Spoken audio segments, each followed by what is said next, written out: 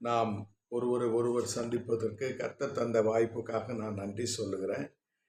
தொடர்ந்து திருமணத்தில் பரிசுத்தத்தை குறித்தும் திருமண உறவை பற்றியும் விசுவாச குடும்பம் பற்றியும் நம்ம படித்து வருகிறோம். இந்த விசுவாச குடும்பம் என்பது தேவன் பாவம் இல்லாத காலத்தில் ஏற்படுத்தினார். இதை நம்ம புரிந்து கொள்ளணும். உலகத்தில் ஒரே ஒரு தம்பதி தான் இந்த உலகத்துல ஆண்டவர் உருவாக்கினார். ஒரே ஒரு தம்பதி. திருமண வாழ்க்கையில ஈடுபடுகிற ஒவ்வொரு தம்பதியும் இந்த உலகத்துல நாம மட்டும்தான் வாழுகிறோம் என்று வாழணும். அதுதான் ஆண்டவர் எதிர்பார்க்கிற ஒன்று. பலுகி பெருகி பூமியை நிரப்புங்கள் அப்படின்னு ஆண்டவர் நமக்கு அதிகாரத்தையும் ஆசீர்வாதத்தையும் குடும்பங்களுக்கு கொடுத்தார். எப்படி கொடுத்தாருன்னா, நீங்க பலுகி பெருகுங்க, கணவனும் மனைவியும் பிள்ளைகளை பெற்று அதிகாரத்தை பெற்று, இன்னும் பார்த்தீங்கன்னா கணவனும் மனைவியும் ஆசீர்வாதத்தை பெற்று பூமியை கீழ்ப்படுத்தணும், அதை ஆண்டு கொள்ளணும் அப்படின்னு சொல்லி.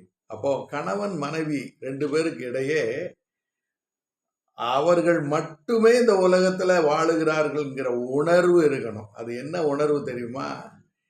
என் கணவன் என் மனைவி 2 பேருக்கும் நான் உண்மை உள்ளவர்களாய், என் கணவனுக்கு நான் உண்மை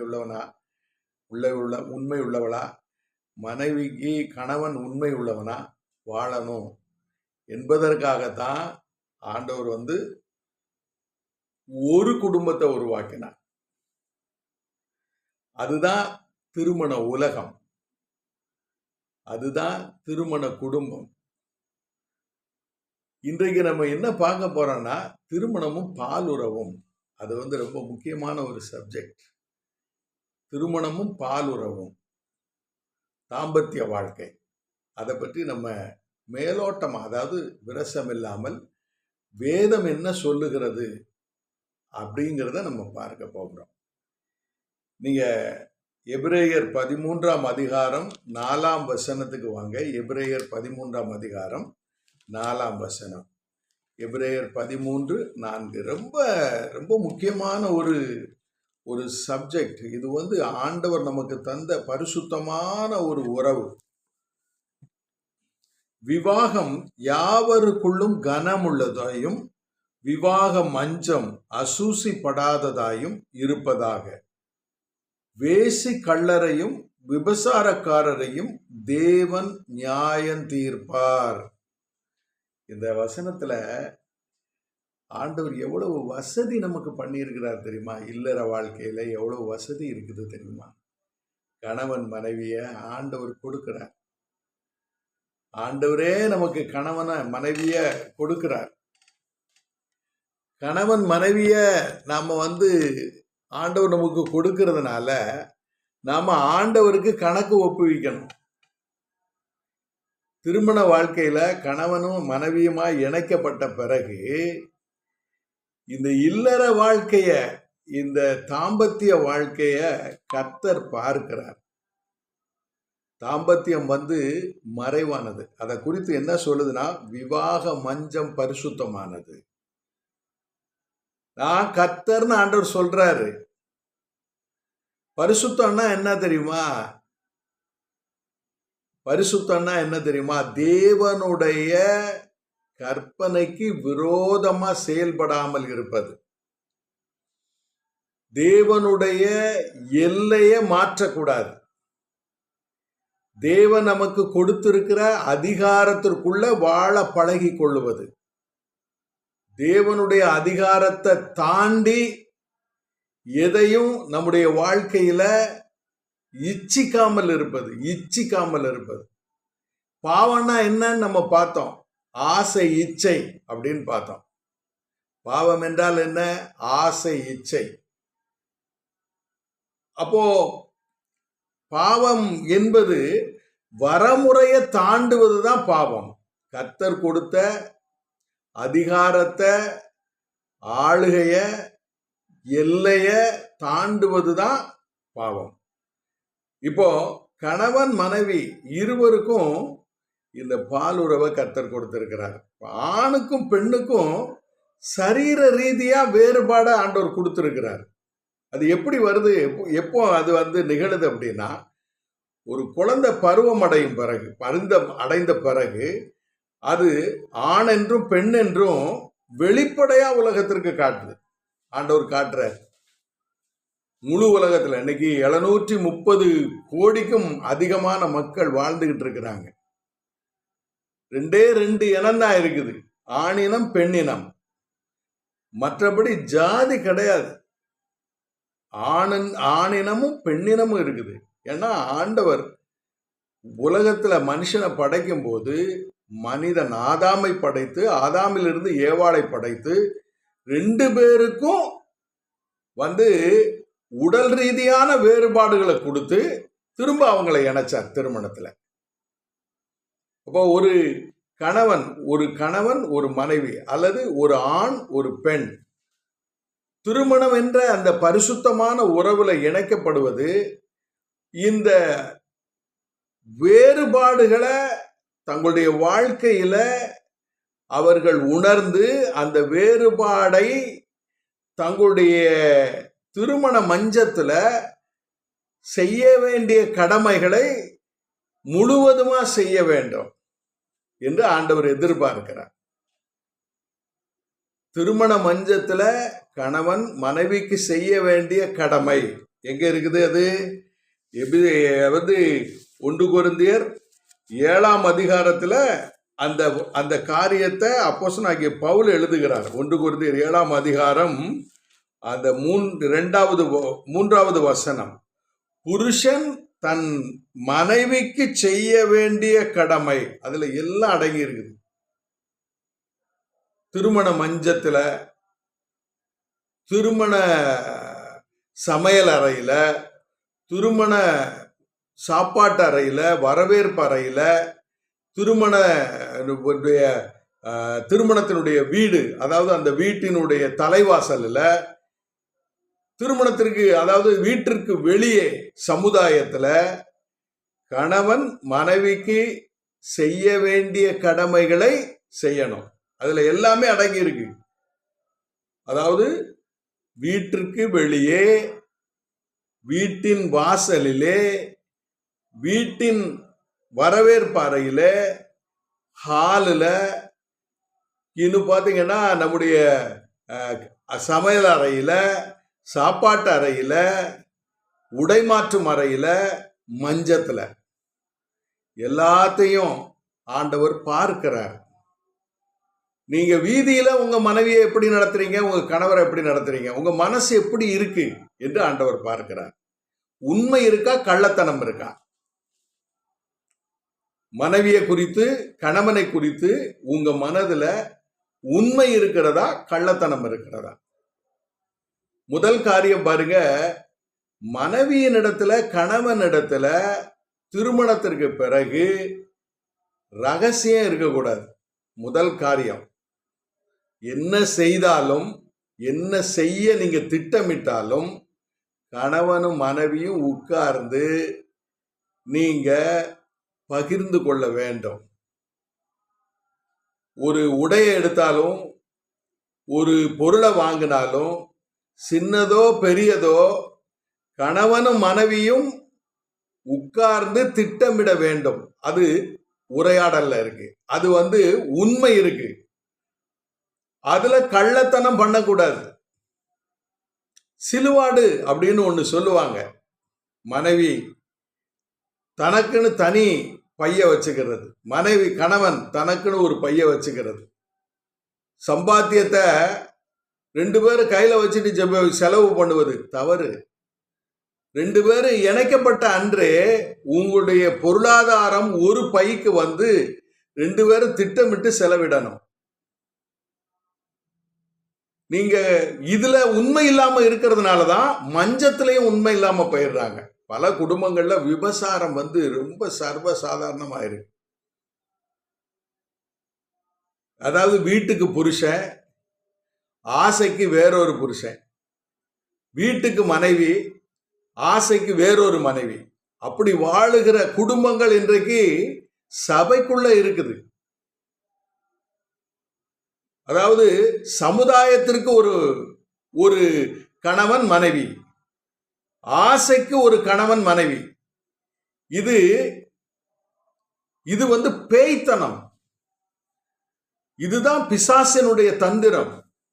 இல்லற வாழ்க்கையில நீங்க பொருளாதாரத்திலும் சரி, உங்களுடைய வாழ்க்கையில நீங்க என்ன நடவடிக்கை செய்தாலும் சரி, நீங்கள் இருவரும் இணைந்து விவாதித்து ஒரு ஒரு பொதுவான ஒரு முடிவுக்கு நாம அதை செய்யணும். நீங்க பாருங்க, நம்முடைய ஆண்டவர் இயேசு, நம்முடைய ஆண்டவர் சர்வ வல்லமையுள்ள தேவன், நீங்க இந்த காரியத்தை ஆதியாகமம் 1ஆம் அதிகாரம் 26, 27 நீங்க பார்க்கலாம். பாருங்க, அங்க என்ன இருக்குன்னா, அவர் சொல்றாரு, நீங்க 1:26 பாருங்க. பின்பு தேவன் நமது சாயலாக நமது ரூபத்தின்படியையும் மனுஷனை உண்டாக்குவோமாக. அங்கே ஒரு உரையாடல் நடக்குது. பிதா, குமாரன், பரிசுத்தாவிக்குள்ள மனதுக்குள்ள ஒரு உரையாடல் நடக்குது. எப்படி மனுஷனை உண்டாக்குவோம் அப்படின்னு அவர்கள் என்ன செய்யறாங்க, விவாதிக்கிறாங்க. பிதா, குமார், அதை பத்தி வேதம் என்ன சொல்லுகிறதுனா, அது பன்மையில இருக்கு. நமது சாயலாக நமது ரூபத்தின்படி மனுஷனை உண்டாக்குவோமாக. விவாதம் நடக்குதா? அப்ப கணவன் மனைவிக்கிடையே எல்லா விஷயங்களிலும் கலந்துரையாடல் இருக்கணும். கலந்துரையாட வேண்டும். கலந்து உறவாடுவதுதான் பாலுறவு. கலந்து உறவாடுவது, கணவன் மனைவியோடும் மனைவி கணவனோடும் மனப்பூர்வமாக, உள்ளபூர்வமாக, 100% எல்லா விஷயத்திலும் கலந்து உறவாடுவது. பொருளாதாரத்துல, பொருளை வாங்குவதில், பிள்ளைகளை பெறுவதில், பிள்ளைகளை படிக்க வைப்பதில், பெற்றோருக்கு உதவுவதில், மற்றவர்களுக்கு உதவுவதில் என்னுடைய வழி தனி வழின்னு போகக்கூடாது. திருமண வாழ்க்கையில தனி வழி கிடையாது. வேதம் என்ன சொல்லுகிறதா, கணவன் மனைவியும் சேர்ந்த பிறகு ஒரு மனிதன் தான் சொல்லுது. அங்க 2 பேருக்கு இடம் இல்லை. திருமண உறவுல, அதாவது திருமண மஞ்சத்துல இருவருக்கு அங்க வேலை இல்லை, ஒருவர் தான். அப்போ பாலுறவு என்பது என்ன? நீங்க பாருங்க, ஆபிரகாமுக்கு கர்த்தர் விருத்த சேதனம் பண்ணினார். விருத்த சேதனம் எதுல பண்ணாரு? அவனுடைய நுனி மாமிசத்துல. ஏன் ஆண்டவர் அங்க செய்யணும்? அதுல ஒரு சுத்தம் வேணும், ஒரு பரிசுத்தம் வேணும்னு சொல்லிதான் ஆண்டவர் திருமண உறவுல விருத்த சேதனத்தை கொண்டு வந்தார். நீங்க அந்த 15ஆம் அதிகாரம், ஆதியாகமம் 15ஆம் அதிகாரத்துக்கு வாங்க. அங்க அவர் அதை சொல்லும் போது என்ன சொல்லுவார்னா, நான் உன்னோட அந்த உடன்படிக்கையை செய்கிறேன் என்று ஆண்டவர் சொல்லுவார். 15ஆம் அதிகாரம் பாருங்க, ஆண்டவர் சொல்லுவாரு பாருங்க, 17ஆம் அதிகாரம் 12ஆம் வசனம். உங்களில் தலைமுறை தலைமுறையாக பிறக்கும் ஆண் பிள்ளைகள் எல்லாம் 8ஆம் நாளிலே விருத்த சேதனம் பண்ணப்பட வேண்டும் அப்படின்னு சொல்லுவார். இங்க பாருங்க, 7ஆம் வசனத்துல அந்த உடன்படிக்கை ஆண் பிள்ளைகளுக்கு அதை செய்யணும்னு சொல்லுகிறார். அப்படி சொல்லிட்டு ஒரு 7ஆம் வசனத்துல என்ன சொல்றாரு, உனக்கும் உனக்கு பின்வரும் உன் சந்ததிக்கும் நான் தேவனாய் இருக்கும்படிக்கு எனக்கும் உனக்கும் உனக்கு பின் தலைமுறை தலைமுறையாக வரும் உன் சந்ததிக்கும் நடுவே என் உடன்படிக்கையை நித்திய உடன்படிக்கையாக ஸ்தாபிப்பேன். பாருங்க, அந்த நித்திய உடன்படிக்கை மாமிசத்துல செய்றார். இது மனதில் செய்த ஒரு உடன்படிக்கை. விவாகத்துல பரிசுத்தம் என்பது மாமிசத்துல செய்யப்படுகிறது. இப்ப கணவன் மனைவிக்கு இடையே பாலுறவு பரிசுத்தமானது. அதுல பாவம் இல்லை, அதுல விபசாரம் கிடையாது, அதுல அசுத்தம் இல்லை, அதுல ஆரோக்கியம் இருக்கிறது. பாலுறவுக்குள்ள ஆரோக்கியம் இருக்கிறது. உங்களுக்கு தெரியுமா? மருத்துவ ரீதியா நீங்க யூடியூப்ல போய் பாலுறவினால வரக்கூடிய நன்மைகள் என்னன்னு பார்த்தீங்கன்னா, அங்க ஒரு ஏகப்பட்ட நன்மை இருக்கு. ஆனா யூடியூப்ல போய் அது அசுத்தமான பாலுறவு காட்சிகளை பார்த்துக்கிட்டு இருக்காங்க கிறிஸ்தவங்க. இளைஞர்கள், பெண்கள், ஆண்கள், கணவன், மனைவி அனுபவிக்க வேண்டிய ஒன்றை, அதாவது மனைவி கணவனிடத்திலும் கணவன் மனைவனிடத்திலும் மனைவியினிடத்திலும் அனுபவிக்க வேண்டிய அந்த இன்பத்தை தகாத விதமான ஒரு முறையில இருதய நாடி அந்த பிசாசு தூண்டி தங்களுடைய வாழ்க்கையை கெடுத்துக் கொள்ளுகிறாங்க.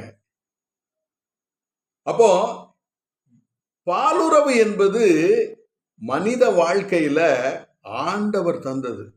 நீங்க அதுல எவ்வளவேனும் பாவம் கிடையாது. கணவன் மனைவிக்குள்ள அந்த உறவு பரிசுத்தமானது. நீங்க பாருங்க, இந்த பாலுறவுல உண்மையா இருக்கிறவங்க எப்படி இருப்பாங்க தெரியுமா? பண விஷயத்திலையும் உண்மையா இருப்பாங்க. கணவனை நேசித்து, கணவனை நம்பி, மனைவியை நம்பி, மனைவியை நேசித்து பண விஷயங்கள்ல உண்மையா இருப்பாங்க. அங்க தடுமாட்டம் இருக்காது. புருஷனுக்கு தெரியாம சேலை எடுக்கிறது, புருஷனுக்கு தெரியாம சிலுவாடு பண்றது, கணவனுக்கு மனைவிக்கு தெரியாம சம்பாத்தியத்தை செலவு பண்றது, தவறான வழிகளில் செலவு பண்றது, ரகசிய வழிகளில் செலவு பண்றது கணவன் மனைவிக்குள்ள இருக்காது. அது விபசாரம். வேதம் அப்படிதான் சொல்லுது. பொருளாசை என்னும் விபசாரம்னு சொல்லுது. நீங்க சொந்த இஷ்டத்திற்கு பணங்களை செலவழிக்கிறீங்கன்னா உங்க விருப்பம் இல்லை. கணவன் மனைவியும் அதை விவாதிக்காம அல்லது அதை ஒரு ஒத்த கருத்தை அடையாம நீங்க செய்யறதுன்னா, பண விஷயத்துல நீங்க தப்பு பண்ணுனா உங்க திருமண மஞ்சத்துல நீங்க தப்பு பண்ணுவீங்க. தப்பு பண்ணதுன்னா என்ன தெரியுமா? கணவனுக்கு ஒத்துழைக்கப்படுறது, மனைவிக்கு ஒத்துழைப்பதில்லை. பாலுறவுல அங்கே தீர்க்கப்படாத ஏக்கங்கள் இருக்கிறது. அங்கே நிறைவேற்றப்படாத கடமைகள் இருக்கிறது. திருமண மஞ்சத்துல நிறைவேற்ற மறுக்கும் மனநிலை இருக்கும். கணவனுக்கு மனைவிக்கு தங்களை மறைக்கிறது, ஒளிக்கிறது, ஏமாத்துறது விபசாரம். பிரியமான தேவனுடைய பிள்ளைகளே, தேவன் இவைகளை பார்க்கிறார். நீங்க பாருங்க, யூதாவுக்கு ஓனான்னு ஒரு பையன் இருந்தான். அவனுக்கு 2 சகோதரர்கள் இருந்தாங்க, மூத்த சகோதரர்கள். மூத்தவனுக்கு ஒரு பெண்ணை யூதா திருமணம் பண்ணுவான். அந்த நாட்கள்ல சந்தானம் இல்லாமல் சகோதரன் மரித்து போனா அவனுடைய மனைவிய அவனுடைய சகோதரன் திருமணம் பண்ணணும்னு ஒரு வழக்கம் இருந்தது. அது கலாச்சாரம். தேவன் அப்படி சொல்லல, கலாச்சாரம். அது கலாச்சாரம். மறுமணத்தை வேதம் மறுக்கல. ஏன்னா திருமணம் என்பது கணவன் மனைவிக்குள்ளே ஏற்படுத்தப்படுகிறது. இருவர்ல ஒருவர் எடுத்துக்கொள்ளப்பட்டால் மற்றவருக்கு திருமண வாழ்க்கை உண்டா இல்லையாங்கிறத வேதம் அறுதியிட்டு கூறல. ஆனா திருமணம் செய்து கொள்ளலாம், அது தவறு கிடையாது. கணவன் இருக்கும்போது மனைவி வேறொருவரோடு மனதிலோ உடலாலோ என்ன செய்யக்கூடாது? தன்னுடைய ஆசைய செலுத்தக்கூடாது. ரோமர் 7ஆம் அதிகாரம் அந்த வசனத்தை பாருங்க. ரோமர் 7ஆம் அதிகாரத்துல அந்த வசனம் இருக்கிறது. 3ஆம் வசனம் 7:3. ஆகையால் புருஷன் உயிரோடு இருக்கையில் அவள் வேறொரு புருஷனை விவாகம் பண்ணினால் விபசாரி ஆவாள். பாருங்க, அதாவது திருமண உறவு, அதாவது திருமணத்துல இணைக்கப்பட்ட பிறகு கணவன் மனைவியும் மரண பரியந்தம் இருவரும் ஒருவருக்கு ஒருவர் உண்மை உள்ளவர்களா இருக்கணும். நம்ம மஞ்சத்துல உண்மை உள்ளவர்களா இருக்கணும், பணப்பையில உண்மை உள்ளவர்களா இருக்கணும், மனதுல உண்மை உள்ளவர்களா இருக்கணும். திருமணம் இரு மனம் இணைதல் தான், உடல் இணைதல் இல்ல. இரு மனம் இணைதல்னா என்ன? எனக்கு ஏற்ற துணை, என்னை திருப்திப்படுத்துகின்ற ஒரு துணை, எனக்கு போதுமான ஒரு துணை, எனக்கு எல்லாமான துணை. அதுதான் திருமணத்தினுடைய உச்சம். வாழ்க்கையில திருமண உறவுக்கு உள்ளே அந்த உறவு பரிசுத்தமானது. இந்த திருமண உறவுக்கு வெளியே உடலாலோ மனதாலோ நீங்க நம்ம தவறு பண்ணினா அதற்கு பேரு விபசாரம். மத்தேயு 6ஆம் அதிகாரத்துல ஆண்டவர் இப்படி அதை சொல்லுகிறார். அதாவது நியாயப்பிரமாணத்தை அழிக்க அல்ல, நியாயப்பிரமாணத்தை நிறைவேற்ற வந்தேன் என்று சொல்லுகிறார். பாருங்க, இங்க மத்தேயு 6ஆம் அதிகாரம் பாருங்க 18ஆம் வசனம். வானமும் பூமியும் ஒளிந்து போனாலும் நியாயப்பிரமாணத்தில் உள்ளதெல்லாம் நிறைவேறும் அளவும் அதில் ஒரு எழுத்தாகிலும் ஒரு எழுத்தின் உறுப்பாகிலும் ஒளிந்து போகாது என்று மெய்யாகவே உங்களுக்கு சொல்லுகிறேன் அப்படின்னு சொல்லிட்டு 27ஆம் வசனத்தை பாருங்க. 27ஆம், விபசாரம் செய்யாதிருப்பாயாக என்பது பூர்வத்தாருக்கு உரைக்கப்பட்டது என்று கேள்விப்பட்டு இருக்கிறீர்கள். நான் உங்களுக்கு சொல்லுகிறேன், ஒரு ஸ்திரீயை ஒரு புருஷனை இச்சையோடே பார்க்கிற எவனும், ஆசை இச்சையோடேன்னு அங்க எழுதணும், எழுதியிருக்கணும். ஒரு ஸ்திரீய ஒரு புருஷனை, அதாவது ஒரு ஆணை ஒரு பெண்ணை ஆசை இச்சையுள்ள கண்களோடு பார்க்கிற எவனும் எவளும் அவனோட விபசாரம் பண்ணியாச்சு. படுக்கையில படுக்கிறது இல்ல, கண்ணிலே விபசாரம் இருக்கு, கண்ணிலே விபசாரம் இருக்கு. ஆகையினாலதான் ஆண்டவர் என்ன சொல்றாரு 6ஆம் அதிகாரத்துல, உன் கண் நேராய் நோக்க கடவுதுன்னு சொல்றாரு. பாருங்க, அங்க பாருங்க 6:22, கண்ணானது சரீரத்தின் விளக்காய் இருக்கிறது. உன் கண் தெளிவாய் இருந்தால் உன் சரீரம் முழுவதும் வெளிச்சமாய் இருக்கும். உன் கண் கெட்டதாய் இருந்தால் உன் சரீரம் முழுவதும் இருளாய் இருக்கும். இப்படி உன்னில் உள்ள வெளிச்சம் இருளாய் இருந்தால் அவ்விருள் எவ்வளவு அதிகமாய் இருக்கும். 2 எஜமானுக்கு ஊழியம் செய்ய முடியாது. 2 புருஷனுக்கு மனைவியா, 2 கணவனுக்கு மனைவியா ஒருவர் வாழ முடியாது. அது பயங்கரமான பாவம். அந்த ரகசிய பாவத்துல மனதால கூட அந்த காரியத்தை செய்யக்கூடாது. அது துரோகம்னு வேதம் சொல்லுகிறது. கணவனுக்கும் மனைவிக்கும் வெளியே நீங்க இந்த காரியத்துல கவனம் இல்லாமல் இருப்பது துரோகம். எப்படி துரோகம் சொல்லுது தெரியுமா? நீங்க அறகுற மனதோட பாலுறவுல ஈடுபடக்கூடாது, முழு மனதோட ஈடுபடணும். ஆண்டவர் என்ன சொல்றாரு? அவருடைய முதல் கற்பனை என்ன தெரியுமா? உன் தேவனாகிய கர்த்தரிடத்தில் முழு இருதயத்தோடும் முழு ஆத்மாவோடும் முழு சிந்தையோடும் முழு பலத்தோடும் அன்பு கூர்வாயாக.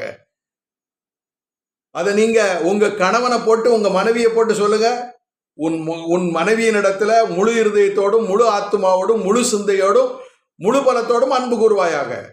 உன் கணவனிடத்துல முழு பலத்தோடும் முழு ஆத்மாவோடும் முழு சிந்தையோடும் அன்பு கூர்வாயாக.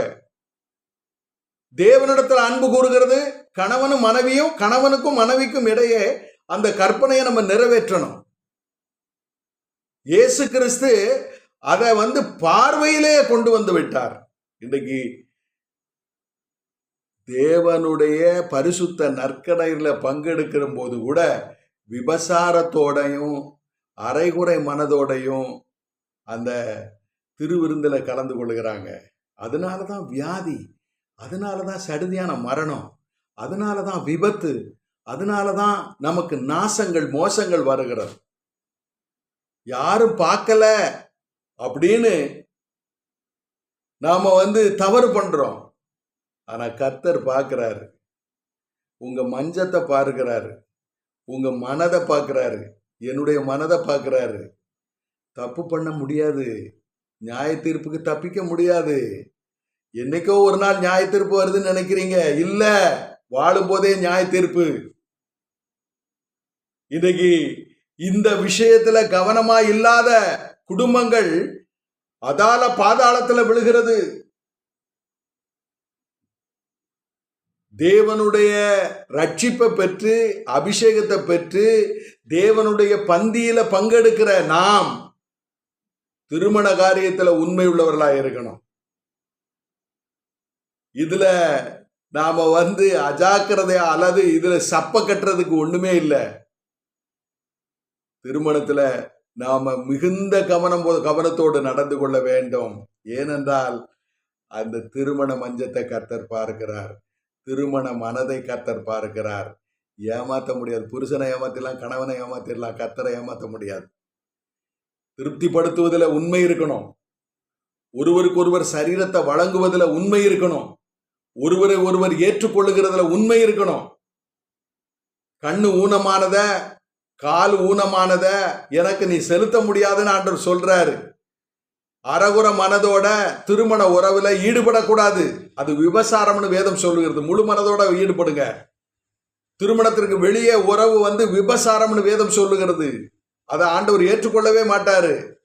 என்னதான் தாவீது பெரிய மனிதனா இருந்தாலும் பத்சேபாள் இடத்துல சாலமோனை பெற்றத அவர் எப்படி எழுதுறாருன்னா, உரியாவின் மனைவியாக பத்சேபாள் இடத்தில் சாலமோனை பெற்றான்னு வேதம் சொல்லுகிறது. தாவீது மகன்னு சொல்லல, சாலமோனை தாவீதின் மகன்னு சொல்லவே இல்லை. எச்சரிக்கை, ஆண்டவர் அதை ஏற்றுக்கொள்ளவே மாட்டாரு. பாவத்தை மன்னிப்பாரு, அதற்கான தண்டனை கட்டாயம் உண்டு. தப்பு பண்ணா தண்டனை உண்டு, மன்னிக்கிறது வேற.